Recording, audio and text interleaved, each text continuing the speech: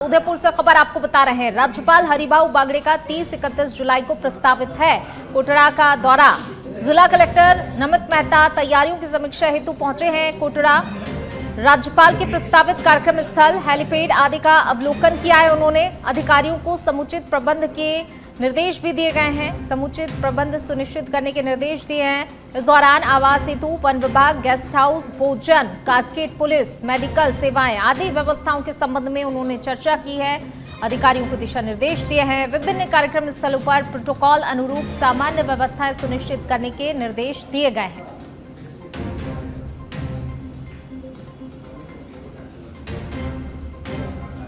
देखिए, आवास हेतु वन विभाग, भोजन, पुलिस, मेडिकल सेवाएं आदि व्यवस्थाओं के संबंध में यहां पर चर्चा की गई है और आगे की तैयारियों के लिए भी जो है दिशा निर्देश दिए गए हैं। विभिन्न कार्यक्रम स्थलों पर प्रोटोकॉल अनुरूप सामान्य व्यवस्थाएं सुनिश्चित करने के निर्देश दिए गए हैं। उदयपुर से खबर आपको बता रहे हैं। जिला कलेक्टर ने तैयारियों की समीक्षा की है।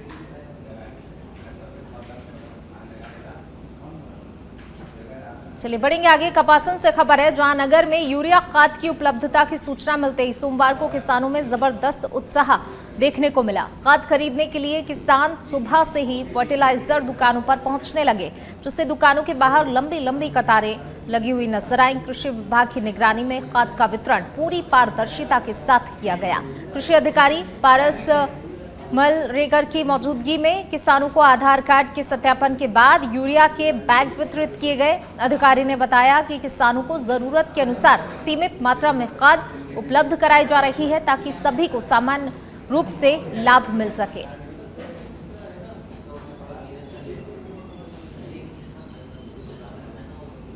चलिए बढ़ेंगे आगे। डिडवाना से खबर, सीकर राजमार्ग पर रोडवेज की 2 दर्जन बसों को बंद करने के विरोध में 15 गांवों के लोगों ने अखिल भारतीय किसान सभा के बैनर तले धरना दिया है। लोगों ने डिडवाना रोडवेज मुख्यालय में धरना देकर प्रदर्शन किया। इस दौरान ग्रामीणों ने रोडवेज प्रशासन के खिलाफ जमकर नारेबाजी की और अधिकारियों पर मनमर्जी से रोडवेज बसों को बंद करने का आरोप लगाया है। रोडवेज प्रबंधन का कहना है कि इन बसों को पर्याप्त यात्री भार नहीं मिल पा रहा था और इनके संचालन से रोडवेज को राजस्व की हानि हो रही थी और इसके चलते अनेकों बसों को बंद कर दिया गया। तो राजस्थान राज्य पथ परिवहन निगम है, इसकी जो बसें थी पहले इन्होंने 36 फेरे यहाँ के बंद कर दिए। उसके बाद में यहाँ प्रिंट मीडिया ने और आप सब लोगों ने इनकी मांग उठाई और उसके बाद में हमने अखिल भारतीय किसान सभा के बैनर तले आज जो हमने ये धरना दिया है और चीफ साहब को हम मुख्य प्रबंधक को ज्ञापन देंगे। इसमें हमारी यही मांग थी कि जो डीडवाना सीकर मार्ग है और अच्छा आमदनी वाला मार्ग था, उसके अंदर काफी गांव आते हैं और इसके अंदर क्या है कि विद्यार्थी और आमजन तो चिकित्सा के लिए सीकर जाते हैं और विद्यार्थी पढ़ने के लिए सीकर जाते हैं। आज अखिल भारतीय किसान सभा, भारतीय जनवादी नौजवान सभा के द्वारा जो पिछले दिनों यहाँ के डिपो इंचार्ज चीफ साहब ने रोडवेजों का संचालन एक साथ में लगभग 5-6 गाड़ियां बंद कर, उससे पहले भी यहाँ के इस रूट के अंदर गाड़ियों का शॉर्टेज चल रहा था। शाम को 7 बजे बाद में कोई भी लोसल के लिए या सीकर के लिए गाड़ी नहीं थी। गाड़ी 8:30 बजे आती थी, वो जोधपुर वाली, उससे पहले कोई गाड़ी नहीं थी। समस्या पहले इतनी ज्यादा थी, बावजूद चीफ साहब ने पता नहीं क्यों किया कि 4 और 5 गाड़ियों का फेरा जो 3 या 4 दिन का होता है, लगभग 30 फेरे दिन के होते हैं। अब बताओ आप इतने 12-13 इस। चलिए बढ़ेंगे आगे। श्री गंगानगर के पदमपुर से खबर आपको बता रहे हैं। 27 MLK किसान की ऑनलाइन जमीन नीलामी का मामला 50 RP में पंजाब एंड सिंध बैंक के बाहर किसानों का प्रदर्शन। रिंजपायला में ADM प्रशासन के साथ हुई वार्ता को लागू करने की मांग। किसानों ने 8 अगस्त से आंदोलन की चेतावनी दी है। बैंक शाखा 50 RP में जोनल मैनेजर जयपुर के नाम किसानों ने ज्ञापन सौंपा है। 8 जुलाई 2024 ਨੂੰ ਰਾਮਰਖ ਬਾਵਰੀ 27 ML ਤੋਂ ਜਿਹੜੇ ਬੰਦੇ ਦੀ DIT ਕੋਡ ਦੁਆਰਾ ਬੈਂਕ ਦੇ ਕੈਸ਼ੀਅਰ ਨੇ ਹੀ ਜ਼ਮੀਨ ਲਈ ਸੀ। ਜ਼ਮੀਨ ਵੀ ਬੋਲੀ ਦਾ ਤਾਂ ਤੁਹਾਨੂੰ ਪਤਾ ਵੀ 3 ਹੁੰਦੇ ਆ, ਇਕੱਲੇ ਨੇ ਲੈ ਲਈ ਸੀ। ਉਹਦਾ ਆਪਣਾ ਸਾਰਾ ਸਮਝੌਤਾ ਹੋਇਆ ਸੀ। ਸਮਝੌਤੇ ਤੋਂ ਇਸ ਟਾਈਮ ਬੈਂਕ ਮੁੱਕਰ ਰਹੀ ਆ। ਅਸੀਂ ਪਹਿਲਾਂ ਤੁਹਾਨੂੰ ਗਿਆਪਨ ਦੇਵਾਂਗੇ, ਉਸ ਤੋਂ ਬਾਅਦ ਗਿਆਪਨ ਨਹੀਂ ਦੇਵਾਂਗੇ। ਇਹ ਭੁੱਖ ਹੜਤਾਲ ਤੇ ਬੈਠੂਗਾ ਪੂਰਾ ਪਰਿਵਾਰ। ਅਸੀਂ ਬੈਂਕਾਂ 'ਚ ਤਾਲੇਬੰਦੀ ਲਾਵਾਂਗੇ ਜਦ ਤੱਕ ਸਾਡੀ ਜਿਹੜਾ ਬੈਂਕ ਦਾ ਅਧਿਕਾਰੀ ਗੱਲ ਸੁਣੇ। ਸਾਡਾ ਅਸੀਂ ਸਮਝੌਤਾ ਕਰਨ ਨੂੰ ਤਿਆਰ ਆ, 1 ਟਾਈਮ ਸੈਟਲਮੈਂਟ ਕਰਨ ਨੂੰ ਤਿਆਰ ਆ। ਜੇ ਬੈਂਕ ਨਹੀਂ ਕਰਦੀ, ਆਉਣ ਵਾਲੇ ਦਿਨਾਂ 'ਚ ਅਸੀਂ ਬੈਂਕਾਂ 'ਚ ਤਾਲੇ ਵੀ ਲਾਵਾਂਗੇ ਤੇ ਭੁੱਖ ਹੜਤਾਲ ਤੇ ਵੀ ਬੈਠੂਗਾ ਗਰੀਬ ਦੀ। वहीं अलवर में CSIR नेट के एग्जाम सेंटर से अभ्यर्थियों ने पेपर बीच में छोड़कर बाहर आ गए। अभ्यर्थियों ने कहा एग्जाम सेंटर पर आधी लैब के कंप्यूटर बंद पड़े थे, कभी कंप्यूटर शट डाउन हो जाते तो कभी सर्वर डाउन हो जाता था। लगातार आ रही इन तकनीकी समस्याओं से परेशान होकर अभ्यर्थियों को परीक्षा में गड़बड़ी का शक हुआ। आधे अभ्यर्थी 10:30 बजे एग्जाम को बीच में ही छोड़कर बाहर आने लगे। हालांकि एग्जाम सेंटर प्रशासन ने उन्हें बाहर जाने से रोक दिया। अभ्यर्थियों ने सेंटर के अंदर ही हंगामा शुरू कर दिया। स्थिति को काबू करने के लिए पुलिस को बुलाना पड़ा। पुलिस ने अभ्यर्थियों को समझाने का प्रयास किया, लेकिन वे एग्जाम देने को तैयार नहीं हुए। इस दौरान कुछ छात्राएं भावुक भी हो गईं। काम नहीं कर रहा है, कभी कीबोर्ड काम नहीं कर रहा है, स्क्रीन पर क्वेश्चन है उसमें क्लिक ही नहीं हो रहा है। और एक बार नहीं हुआ, ऐसा 4-5 बार हो चुका है। हम जब ये क्वेश्चन पढ़ते हैं तो फिर वो आउट हो जाता है सर्वर, और इनसे पूछते हैं तो ये लोग चले भाग जाते हैं। नंबर नहीं लगाया। इन्होंने पहले ये क्या किया कि पहले बच्चों को पहले पता हो रहना चाहिए कि उसका रोल नंबर किस लैब में है, लेकिन हमको पता ही नहीं है कि हमारा नंबर किस लैब में है। आधा घंटा हमें बाहर लेके खड़ा है। 9:30 हमारा पेपर 9:30 बजे हमारा पेपर स्टार्ट हुआ है ना। इनका माउस काम करता है, रोल नंबर तक 12 में नहीं दिए, एक खड़ा करा हमें वहाँ पे। कोई इन्विजिलेटर नहीं, हम लोग बात कर रहे हैं। कोटा रेंज के नए पुलिस उप महानिरीक्षक राजेंद्र प्रसाद गोयल ने सोमवार को पदभार ग्रहण कर लिया। इस अवसर पर कोटा पुलिस के अधिकारियों सहित कई सामाजिक संगठनों के प्रतिनिधियों ने कार्यालय पहुंचकर उनका स्वागत किया। पदभार ग्रहण करने के बाद डीआईजी गोयल ने कहा कि रेंज में कानून व्यवस्था को और अधिक सुदृढ़ बनाना उनकी पहली प्राथमिकता रहेगी। उन्होंने कहा कि कोई भी पीड़ित व्यक्ति उनके कार्यालय में बेझिझक आकर अपनी बात कह सकता है। हर समस्या का त्वरित समाधान किया जाएगा। है विश्वास हो और अपराधियों में भय हो। इसके लिए हम सांप्रदायिक सौहार्द भी मेंटेन करेंगे, संगठित गिरोह से जुड़े हुए लोगों पर प्रभावी कार्रवाई करेंगे, और कानून व्यवस्था की स्थिति कोई डिस्टर्ब करेगा तो उसके खिलाफ हम सख्त कार्रवाई करेंगे। और कोई भी व्यक्ति सहज रूप से पुलिस स्टेशन हो, चाहे पुलिस अधीक्षक कार्यालय हो, सीओ कार्यालय हो, एडिशनल एसपी ऑफिस हो, चाहे मेरा ऑफिस हो, बेझिझक हम लोगों से संवाद कर सके, अपनी समस्या हमारे सामने रख सके, ये मेरा प्रयास होगा। भीमगंज मंडी थाना जो बिल्कुल शांत इलाका था, उसमें लगातार वारदातें बढ़ रही हैं और वहाँ पे फरियादियों की बात नहीं सुनी जा रही। इसको लेकर आपका किस तरह से कार्रवाई होगी? क्योंकि मैंने 2 ही दिन पहले ज्वाइन किया है और आपको पता ही थी कि एक दुखद घटना झालावाड़ हुई, और सीधा ही मैं उदयपुर से आया और उधर चला गया था। अगर ऐसी कोई परिस्थिति होती है तो निश्चित रूप से हम देखेंगे और इस स्थिति को सुधारेंगे। सर आपके रेंज में सर दूसरे राज्य की सीमाएं भी लगती है। बिल्कुल। तो बढ़ेंगे आगे। सोजत पाली से खबर है, जहां पर बगड़ी थाना क्षेत्र के गुड़ाकला ग्राम में एक ज्वेलर्स की दुकान को चोरों ने अपना निशाना बनाया। चोरों ने दुकान के ताले तोड़कर दुकान में रखे 1.5 किलो चांदी के आभूषण पर हाथ साफ कर दिया। वारदात के बाद बदमाश सीसीटीवी कैमरे की डीवीआर ले गए। घटना की सूचना पर बगड़ी थाना पुलिस मौके पर पहुंची और घटनास्थल का मौका मुआयना किया। पुलिस आरोपी की तलाश में जुट गई है।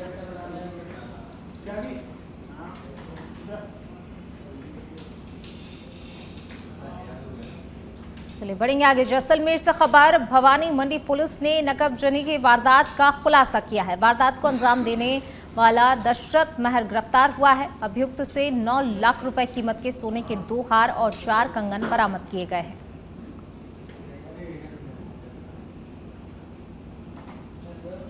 वहीं डूंगरपुर जिला मुख्यालय पर स्थित एसवीपी कॉलेज भवन के जर्जर कमरों को गिराने का कार्य शुरू हो गया है। इस जर्जर भवन के गिरने के बाद बच्चों में खुशी देखी जा रही है। कॉलेज के एबीवीपी इकाई ने सरकार के इस फैसले का स्वागत करते हुए अपने संघर्ष की जीत बताया है। वहीं भवन के गिरने से अब बच्चों के पास कक्ष की कमी का सबसे बड़ा संकट भी आ गया है। इसके लिए कॉलेज प्रशासन से अस्थायी भवन की मांग की गई है। जर्जर कमरों को गिराकर जल्द ही 22 करोड़ रुपए की लागत से नए कक्ष बनाने की बात भी कही गई है।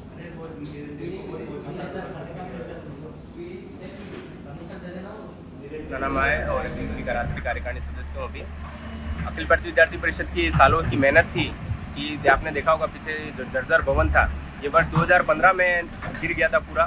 हमने काफ़ी मेहनत संघर्ष किया। इसके बाद में आज सीएमओ से हमारी जब बात हुई, मुख्यमंत्री जी से मिलना हुआ, हमारे काफ़ी प्रदर्शन रैलियों के माध्यम से हमने उनको अवगत कराया तो आज ये जो है भवन को पूरा गिराया जा रहा है और इसके लिए बजट जो पारित हुआ है और 22 करोड़ के आसपास हुआ और हमारी मांग है राज्य सरकार से कि कम 150 करोड़ के आसपास का बजट मिले तो इस क्षेत्र में और ये जो जिले का सबसे बड़ा महाविद्यालय है ये तो बजट मिलेगा तो यहाँ पर विद्यार्थी जो प्राइवेट संस्थानों में पढ़ाई कर रहा है वो इस महाविद्यालय में आएगा ताकि।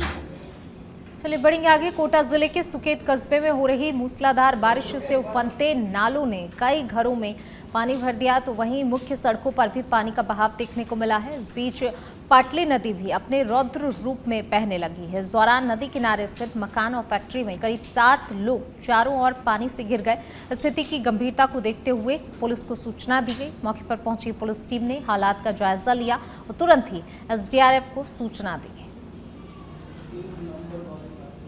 वहीं राजकीय महाविद्यालय बानसूर में छात्र संघ चुनावों की बहाली की मांग को लेकर छात्र प्रतिनिधियों ने एकजुट होकर आवाज उठाई। छात्र नेता सुरेश मीणा के नेतृत्व में छात्रों ने हाथों में तकिया लेकर कॉलेज प्राचार्य को मुख्यमंत्री के नाम ज्ञापन सौंपा। छात्रों का कहना है कि पिछले कई वर्षों से छात्र संघ चुनाव नहीं हो रहे हैं जिससे छात्र प्रतिनिधित्व का लोकतांत्रिक अधिकार बाधित हो रहा है।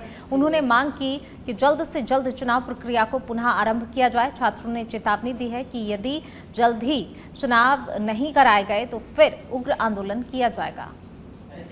सभी छात्र शक्ति ने मिलकर महाविद्यालय बानसूर में उप मुख्यमंत्री के नाम ज्ञापन दिया छात्र संघ चुनाव बहाल कराने के लिए। हम सरकार से मांग करते हैं कि जल्द से जल्द छात्र संघ चुनाव बहाल करे। अगर छात्र संघ जल्द से जल्द चुनाव बहाल नहीं होते तो एक बड़ा। चित्तौड़गढ़ के बेंगू से खबर है जहां पर क्षेत्र भर में अभी बारिश का दौर चल रहा है। लगातार धीमी और तेज हो रही बारिश से नदी नाले उफान पर हैं। वहीं रावत भाटा में राणा प्रताप सागर बांध के गेट खुलने पर चंबल नदी अपने रौद्र रूप से बह रही है। वहीं सोशल मीडिया पर एक वीडियो जमकर वायरल हो रहा है जिसमें एक मगरमच्छ जो पानी के बहाव में पुलिया पर आ गया है वो वापस पानी में लौट रहा है। ये वीडियो रावत भाटा क्षेत्र के समर ब्रिज का बताया जा रहा है। खबर डूंगरपुर से है जहां माणक चौक स्थित धनेश्वर शिवालय में कांवड़ियों का जत्था पहुंचा। कांवड़ियों ने भगवान शिव के जयकारों के साथ शहर में शोभा यात्रा निकाली जिसमें सर्व समाज के साथ भाजपा के नेता शामिल हुए। तो वहीं कांवड़ियों ने भगवान शिव का अभिषेक कर अच्छी बारिश और सभी की सुख समृद्धि की कामना की। से 85 किलोमीटर पैदल चल के आए हैं धनेश्वर महादेव मंदिर में। डूंगरपुर में अच्छी बारिश की कामना हो, उसके साथ में जहाँ सुख शांति बनी रहे हमारे डूंगरपुर में, पूरा अच्छी बारिश हो। बासठ समाज से हम यही आग्रह करते हैं कि हमारे डूंगरपुर में पानी की कोई आवश्यकता नहीं हो और अच्छे बारिश की कामना के साथ में हम बेनेश्वर साहब से धनेश्वर महादेव मंदिर पर जल चढ़ा। चलिए बढ़ेंगे आगे। झुंझुनू से खबर पंचायत शिक्षक विद्यालय सहायकों ने कलेक्ट्रेट पर प्रदर्शन किया है। नियमितीकरण की प्रक्रिया को शुरू करने की मांग की है। आज पूरे प्रदेश में हर जिला मुख्यालय पर प्रदर्शन किया गया। सरकार पर लगाया वादा खिलाफी का आरोप। कहा मंत्रालय कर्मचारियों के लिए छूट का आदेश दिया लेकिन विद्यालय सहायकों को लेकर आदेश न देकर दोगली नीति दिखाई है। प्रदेश अध्यक्ष प्रवीण जसरापुर के नेतृत्व में रैली निकालकर जोरदार प्रदर्शन किया गया। के शिक्षा विभाग में पिछले 15-20 सालों से कार्यरत, पूर्व में विद्यार्थी मित्र, उसके बाद ग्राम पंचायत सहायक और वर्तमान में पंचायत शिक्षक विद्यालय सहायक, जो बहुत ही न्यूनतम मानदेय में, सरकार की अल्प मानदेय में यूँ कहूँ कि फ्री में ही एक तरीके से पिछले 15 सालों से सेवा कर रहे हैं। 2022 कॉन्टेक्चुअल हाई रूल्स आने के बाद में सरकार ने हमसे वादा किया था कि इस रूल्स में आने के बाद आपको IAS पैटर्न के हिसाब से जल्द नियमित किया जाएगा। पूर्व में माननीय अशोक गहलोत जी ने 1 साल की छूट देके कर्मचारियों को नियमित करने। चलिए बढ़ेंगे आगे। बात करेंगे अलवर की जहां बीजेपी से निष्कासित पूर्व विधायक ज्ञानदेव आहूजा ने मीडिया से बातचीत में कई तीखे तंज कसे। उन्होंने बताया कि कांग्रेस से निष्कासित अलवर प्रत्याशी अजय अग्रवाल का उन्हें फोन आया और उसने कहा मुझे भी पार्टी से निकाल दिया गया। इस पर आहूजा बोले फिर तो अब हम साढ़ू साढ़ू हो गए। वहीं उन्होंने राज्य वन एवं पर्यावरण मंत्री संजय शर्मा और केंद्रीय मंत्री भूपेंद्र यादव से अपील की कि पुराने अलवर के जंगलों में औषधीय पेड़ पौधे लगाए जाएं। उन्होंने कहा कि पहले पहाड़ और जंगल हरे भरे थे, अब सूख चुके हैं। विलायती बबूल जंगल नष्ट कर रहा है, उसे हटाकर औषधीय पौधों को प्राथमिकता दी जाए।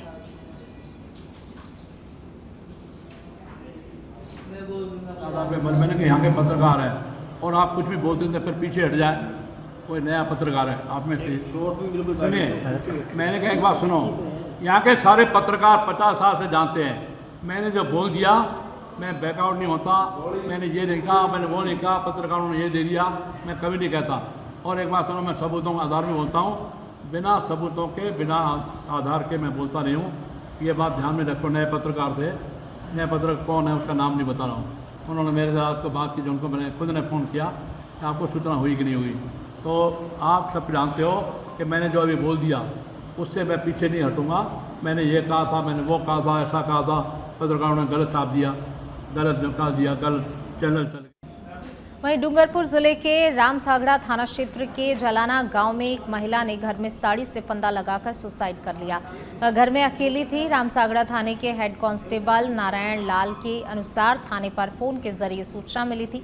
सूचना मिलते ही पुलिस की टीम मौके पर पहुंची। घर के अंदर सीता पांडोर का शव साड़ी से फंदे पर लटका हुआ था। पुलिस ने परिजनों की मदद से शव को नीचे उतारा। इसके बाद शव को डूंगरपुर जिला अस्पताल की मोर्चरी में रखवाया गया। परिजनों ने बताया कि घटना के समय सीता घर पर अकेली थी। फिलहाल आत्महत्या के कारणों का खुलासा नहीं हो पाया है।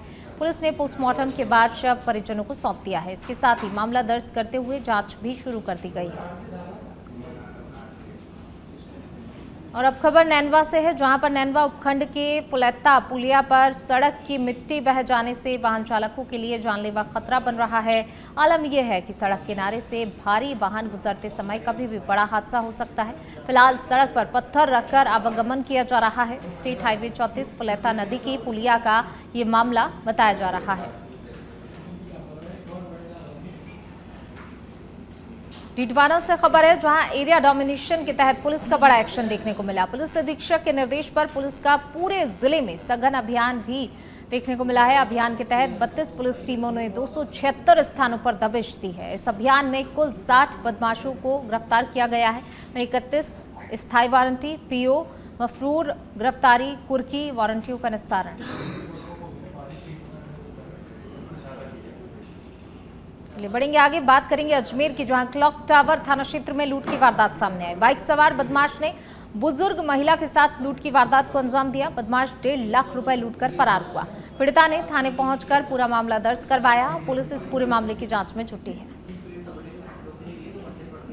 10:30 बजे गोल चक्कर है खंडेलवाल चाट वाले के सामने, वहाँ पर एक लड़का पीछा करता हुआ आ रहा था। 2 बार पहले हमको टक्कर मारी, एक भगवानगंज में टक्कर मारी, एक सब्जी मंडी में, और यहाँ पर केसरगंज में एकदम से बैग छीन कर भागा। मेरे हस्बैंड उसके पीछे एक्टिवा लेकर गए लेकिन पकड़ नहीं पाए। मैं चौकी में गई सामने, तब से यही है सब चौकी में। उसका गाड़ी का नंबर है, उसकी शक्ल अच्छी तरह याद है क्योंकि 3 बार टक्कर मारी। कहाँ से कहाँ जा रहे थे? हम अजय नगर अपने घर से निकले थे। एक्सिस बढ़ेंगे आगे, बात करेंगे जैसलमेर की, जहां पूनम नगर गांव में दर्दनाक हादसा हो गया। तेज हवाओं के चलते स्कूल गेट का पिलर गिरने से एक छात्र की मौत हो गई। गेट की चपेट में आने से मासूम छात्र ने दम तोड़ दिया। मामले को लेकर जिला कलेक्टर ने बताया कि आज सुबह हादसे की सूचना मिली कि पूनम नगर के राजकीय विद्यालय के मुख्य द्वार का पिलर गिरने से एक मासूम अरबाज की मौके पर ही मौत हो गई है और शिक्षक अशोक कुमार सोनी व 5 वर्षीय छात्रा प्रियंका गंभीर रूप से घायल हुए हैं।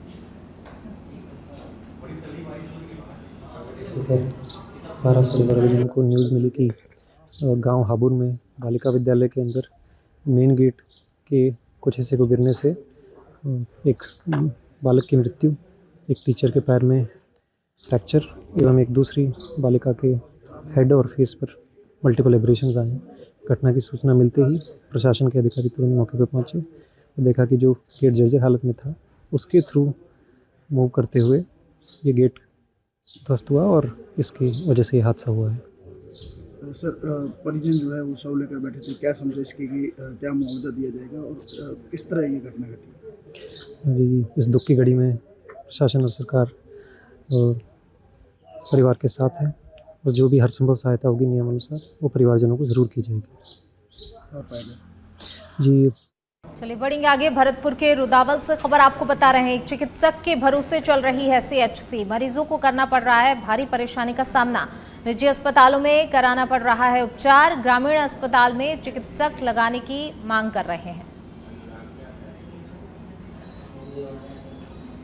एक चिकित्सक के भरोसे ही पूरा सीएचसी चल रहा है और ऐसे में देखिए मरीजों की लंबी कतारें यहाँ पर नजर आ रही हैं। मरीज काफी परेशानियों का सामना करते हुए नजर आ रहे हैं। से आया हूँ। कितना टाइम हो गया? 1 घंटा हुआ है। क्या कहना चाहोगे यहाँ पर, तो क्या व्यवस्था है? मतलब व्यवस्था सही नहीं है। 2 डॉक्टर होने चाहिए कम से कम जी। और क्या व्यवस्था आप देवघर में कितने लोग परेशान हैं, बड़े बूढ़े भी परेशान हैं। अच्छा, किस उम्मीद के साथ आप यहाँ आए? क्योंकि बंसीपालपुर में सीएचसी है सबसे बड़ा। नहीं, हम तो इसीलिए आए थे। रुदावल है, बड़ा है, वहाँ अच्छी तरीका से दिखाई। क्या ये नाम प्रियंका है।